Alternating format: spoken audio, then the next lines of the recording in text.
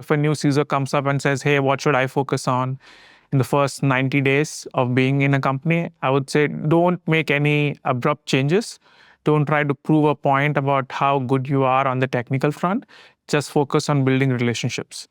And that ties back into combining security with releases, with product releases and engineering releases, in the sense that we would want to do it as rapidly as we can, and we can leverage automation for it. But all of that is done by building trust with the organization that you're partnering up with. Welcome to the Head of the Breach podcast. I'm your host, Case Camilleri. In this podcast, we talk everything offensive security, and we're shooting live at RSA.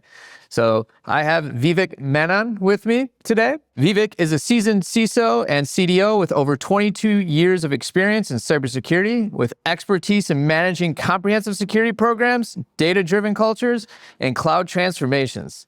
He has led global teams and managed multi-million-dollar budgets, driven significant risk reduction, and aligned critical initiatives with business objectives and security requirements. Thanks for coming on, Vivek. Yeah, glad to be here. Vivek, what's the biggest blind spot that you see organizations have when it comes to their security testing programs? So over the years that we have been doing pen testing, or I've been involved in pen testing, I think the biggest blind spot that I have seen is around not doing continuous pen testing. And what I mean by that is most organizations think about pen testing as a once-a-year activity. Especially if you're public, you focus on that one big test closer to the end of the fiscal year, so you can have your pen testing attestation that you can then disclose in your in your 10K and so on. But that's a fallacy. Most seasoned CISOs will tell you that at least per quarter is kind of minimum, mainly because the product roadmap lends itself well to a quarterly testing. Most big releases are aligned with quarterly milestones. So if you're aligning your pen testing to those milestones as well, that seems very appropriate. As CISOs, we sort of go through this continuous challenge about balancing security with business agility. You don't want to come across as an organization that just keeps putting up blockers for the development team to do their job. So how do you align well is to align with the roadmaps that the engineering teams have and be very clear and set expectations like maybe months in advance or quarters in advance of what it takes for us to get through a pen testing that's aligned to a release. But to go back to your question, the once a year annual pen test, I think that's the biggest blind spot that I've seen over the years. Yeah, and I couldn't agree anymore because, well, number one, I was a big champion of continuous penetration testing, but even going from a quarter, is there something you can do every day to assess your security? And there's plenty that you can do from a proactive security testing standpoint, but you're saying at least quarterly because you're going to have those production deployments, whether it's application or you're changing infrastructure, at least do it more than once a year. That's right. Continuous pen testing is a function of maturity of the company. As I previously said, the less friction you create with your engineering counterparts and your DevOps counterparts, the more they will be open to continuous testing. And I think we're moving in that direction. With agents, I cannot not talk about AI. So with agents, we are getting to a spot where the evolution of agents will allow us to test in a much more rapid fashion, in a very frictionless fashion. And once we do that, this is shift left, but sort of accelerated, and we are less of a visible pain point for our peers across the engineering organization, then we can sort of do more and more continuous testing. But that's a journey. That's a journey you take depending on where the company is, where some of your organizations within the company are, and so on. But if you just do quarterly, I think it gets you more than halfway there. Got it. What's a valuable lesson that you've learned from a penetration test? Shadow IT. Ooh. Where we have not done a good job in certain cases or certain instances where the scope of what we need to test is not clear to us. We tend to go with the obvious, but any organization that has a mix of cloud and legacy on-prem systems, they tend to sort of not pay as much attention to some of the legacy ones. And there were instances in the past where my team has realized that a particular key legacy system was so critical across the whole ecosystem that if anything happened to that, then there is it was in the critical path, and that could lead to sort of having a cascading effect. But we just never thought of it as a key component for pen testing. And lo and behold, there were so many vulnerabilities that we had to go patch once we did decide to bring it in scope. So I think that's a key lesson, that spend a lot of upfront time figuring out your landscape. It evolves every year, even though you think you understand it well enough, it evolves every year. And definitely do some business risk alignment as well. Yeah. Don't spend equal amounts of time on all the systems. Figure out where you need to spend more time. Well, scoping is so crucial in order to get your penetration testing results, to be accurate, right? Because if you're missing and things are not in scope, assets or applications are not in scope, then you're going to get that report and it's going to look clean, right? Until you bring it into scope, like you said, and then all of a sudden, whoa, you might have a critical risk to the business. That's a great lesson learned. How do you balance, security testing and making sure it's thorough with the rapid, development of an organization? It's a challenge, probably the biggest challenge a security leader has. And I will answer that first by saying it's actually a trust equation that you build that matters the most. I've been in the security business for a while. So if a new CISO comes up and says, hey, what should I focus on in the first 90 days of being in a company, I would say, don't make any abrupt changes. Don't try to prove a point about how good you are on the technical front. Just focus on building relationships. And that ties back into combining security with releases, with product releases and engineering releases, in the sense that we would want to do it as rapidly as we can, and we can leverage automation for it. But all of that is done by building trust with the organization that you're partnering up with. So they need to know that when you run tests, you're not breaking any configurations, any product features, anything that would make them go back and do work. And so that trust is built over the years, or over quarters at least. And the more you do it, the more you get leeway in terms of shifting left, quote unquote, which allows you to sort of do more of continuous testing and doing it in a much more agile fashion. Yeah. And, what's your approach to communicating those penetration test findings to the stakeholders in a way that really, helps them understand and align with their strategic initiatives and reduce risk? Yeah, so we follow a bottoms-up approach, or it's an approach that has served me well in the past, I would say. Most pen testing companies today actually have a platform that they give access to the customers themselves. And it is integrated with Jira or Confluence or whatever, Slack, whatever other tools that companies use for productivity. And so in the know folks, the people who are on the ground fixing things, they get direct access to that portal. So as soon as a pen testing company figures something out that this needs to be fixed, it's a medium priority or a low priority or a high priority, whatever the case may be, we send out alerts to the respective teams. And they can come and collaborate on that portal itself. Mm-hmm. And that was an ask of mine a few years ago, that I don't want security to create a ticket and then they ask a question on the ticket in Jira. Then we got to go take a look at the Jira, come back to the portal, figure out what the pen testing team said. That back and forth. You need an integration into a workflow that you already have established, right? And that's why we do it on our platform too, right? Is we build those integrations, whether it's Jira, ServiceNow, because you already have those established. Wherever you're walking in an organization, there's probably some sort of, whether it's good, great, or completely awesome, whatever stage that company is in maturity, you kind of want to integrate into that workflow. Correct.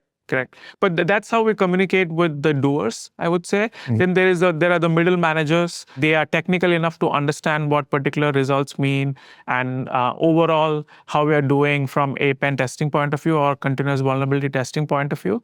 And so that is a tailored messaging that we do along with some of my direct reports. And then as a public company, I report to the board as well, along with the executive leadership team. And that's a very high-level summary of where we are. My assessment of what the maturity looks like of the organization from a security profile point of view. And then, specific recommendations that I would want some of the key engineering leaders to follow that I can explain to the board and the ELT in a much more non-business fashion or non-technical fashion rather. So tailoring your message to the audience is very, very important. And you have to meet them where they are. This is an exercise that you do to not only comply with obligations that you have or regulatory frameworks that you have to meet, but also to make sure that your organization is secure. But the communication of that has to be super specific and tailored. Listen, if you made it this far, I'm just going to ask you for one favor. Most of you listening right now haven't subscribed. Go ahead, feed that algorithm, and support us by clicking subscribe. Doing so allows me to bring you great content and allows us to bring more exceptional guests onto the podcast. Go ahead, hit subscribe. I appreciate it.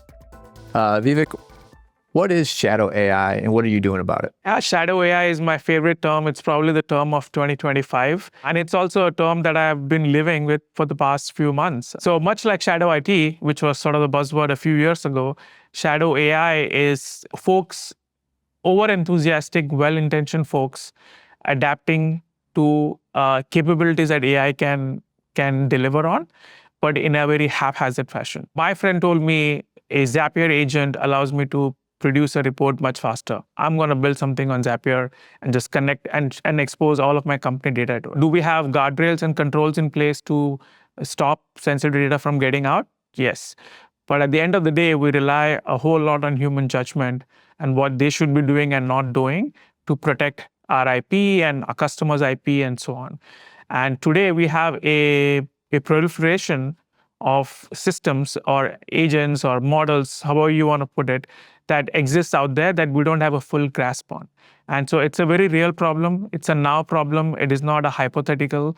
And I see a lot of companies on the floor, on the RSA floor, focusing on that. And I'm glad about it. I think some of these capabilities will coalesce and will come into a tool or a platform that we can truly leverage.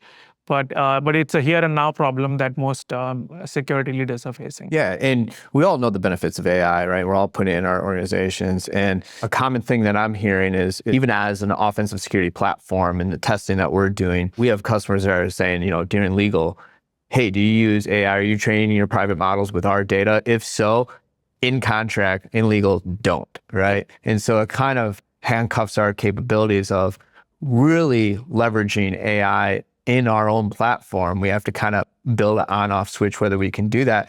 But it's interesting because then we're also asked to test the AI as well. So what are you doing in your organization? Do you see that same thing happening at the legal contract level? Absolutely. I'm in alignment with legal, which is not that often, but in this particular case, I am. The issues and what's that we have are unique to us. Mm-hmm. And while we want to do something for the greater good, doesn't mean that we should expose those issues to the outside world. So we do insist on not having models trained on our data. We also insist on not having certain metadata taken out of our environments. That is also important to us. Could you give examples of that metadata? Yeah, so we are a mobile ad tech company, and so we collect certain data that would be considered PII, and the metadata of that PII in itself is revealing. So we go through a lot of pains to anonymize that, but we anonymize based on certain parameters. And even if that piece is exposed outside, that's not something we want our customers to think about from what Digital Turbine does and so on. So we draw the line there. Yeah. And that's what I said, I usually don't agree with legal, but in both the instances, no training of the models and no metadata being taken out of our environment. So I think, they're spot on. If you were to build a security team from scratch today, what would you be looking for as far as skill sets, and what would you prioritize in your hiring process to build that team? Sure. So answering that from a technical point of view is pretty easy. There are certain skill sets that most pen testers would need to have. But I would say two things that I would do differently, just based on my experience. One, I would focus a lot more on soft skills. Most people understand what they're testing and the outcomes and so on. Most engineering teams that you deliver the results to also understand that. But the interaction is where most of the conflict arises. And so somebody with strong interpersonal skills, collaboration skills, and ability to deliver a message in a way that is well received is very valuable in my viewpoint. And the second thing that I would do is look for non-traditional backgrounds. And some of the things that have helped me in actually having a well-rounded internal pen testing team is look for people who are good at ML ops and even data scientists. Oh. because that's an area that is not well understood. You can have a lot of former DevOps people, data engineers getting into pen testing, but you don't see a lot of machine learning engineers and data scientists getting into it. So if you can find such talent, I think that would make for a well-rounded pen testing team. Yeah. Well, Vivek, that's all we have time for today. So thanks for coming on the show. Yeah, thanks so much. Thanks for having me. If you've made it this far, do me a favor and check out what we do at Sprocket Security. If you're ever in need of a penetration test and you want that hybrid scalable approach, the always testing, always on, not this fake click a button, do a pen test 2 weeks and then do that 5 times a year. No, I mean always on, always testing, latest bleeding edge threat that comes out there, latest exploit, phishing, all the way to, defense evading, covert operations, whatever type of pen test you need. We'll do it as frequently as possible, and we'll also provide a platform for us to interact together. I've devoted the last 5 years of my life to building penetration testing and innovating upon it and changing it so you can actually do security testing, proactive security testing, in a much better way. Give it a shot. Check us out, www.sprocketsecurity.com.